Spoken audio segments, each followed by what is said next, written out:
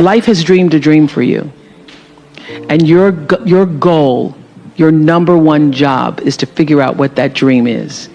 And align yourself with the dream. Because the dream cannot come to you unless you're willing to meet it energetically in the same place. It was very difficult for me to figure out where my boundaries were because I'd grown up poor and didn't have anything. So it's easy when you don't have anything and people ask you for money. They say, I need $500. You say, I don't have it because I'm just trying to get my rent paid. It's harder when your multi-million-dollar salary is now in the paper and you get a lot of friends and cousins you didn't have before. So how do you set boundaries for yourself? I was having trouble setting boundaries for myself for even strangers. People would just show up at my door in Chicago and say, oh, bro, I left my husband, please help me. And I would, because she knows I have it. So what I learned is that, oh, the reason why people keep showing up is because my intention is to make them think that I'm such a nice person that you can ask me for anything. And what I learned from that is many times you will have angst and worry about things and put yourself in a state when the other person really isn't even thinking about you. So learning that I could specifically determine for myself what the boundaries were for me, what I wanted to do, give my money, give my time, give of my service to who I wanted to give it to when I did, that I get to make that decision. And just because you get 100 requests a week doesn't mean you have to try to fulfill all of that. Just because you have all of these demands on your time and on you doesn't mean that you have to say yes. You get to decide because you're the master of your fate. The captain of your soul, as William Ernest Henley said in Invictus. And understanding that really changed the meaning of my life in that I was no longer driven by what other people wanted me to do. I truly believe that thoughts are the greatest vehicle to change power and success in the world. Everything begins with thoughts. I mean, the chairs that we're sitting in, the room that we're in, all started because somebody thought it. So I thought up The Color Purple for myself. I know this is going to sound strange to you. I read the book. I got so many copies of that book. I passed the book around to everybody I knew. If I was on the bus, I'd pass it out to people. And when I heard that there was going to be a movie, I started talking it up for myself.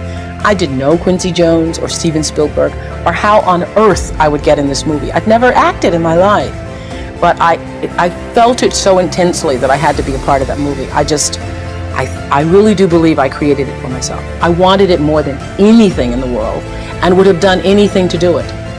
Anything to do it.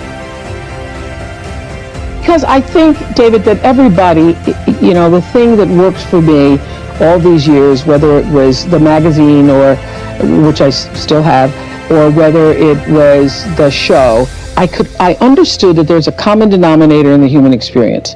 And I want the same thing you want, which is the same thing you want and you want. What we all want is to be able to live out the truest, highest expression of ourselves as a human being. That doesn't end until you take your last breath. What is the truest, highest vision that you hold for yourself? No matter where you are in your life, there's always the next level. There's always the next level to the last breath. So I feel that I always knew that I would be done with the show when I felt like, oh, I've said as much as I could say here on this platform. And then how will I be used? I feel that until you have used your value as a human being, you're not done. The ability to learn to say no and not to feel guilty about it, to me, is about the greatest success I have achieved. The fact that I have, in the public side, done whatever is fine. It's all a part of a process for growing for me.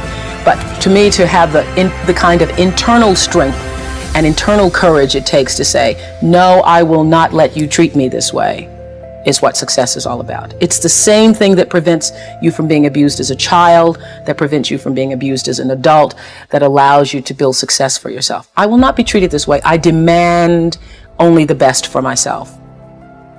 You are worthy to say no. That it's okay if you say no. It's okay if you say no and then people don't like you.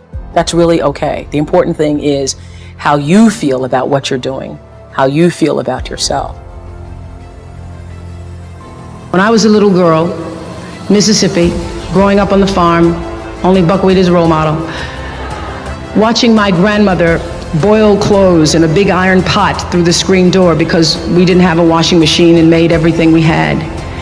I watched her and realized somehow inside myself, in the spirit of myself, that although this was segregated Mississippi and I was colored and female, that my life could be bigger, greater than what I saw.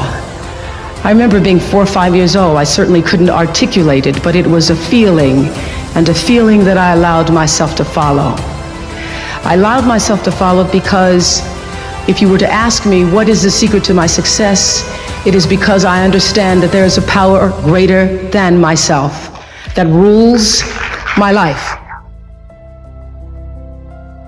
I have paid attention to my life because I understand that my life, just like your life, is always speaking to you, where you are, in the language, with the people, with the circumstances and experiences that you can understand and interpret if you are willing to see that always life, God, is speaking to you. The beauty of my life, Edward, is that from, I'd say, 32, 33 on, I figured out how to be myself completely on television. And all these years, I have made a fortune, really, being myself. So I'm never not me. I'm never not the person that you see. So if I'm in an airport, I'm not necessarily walking around hugging people, okay? But I am just always just myself.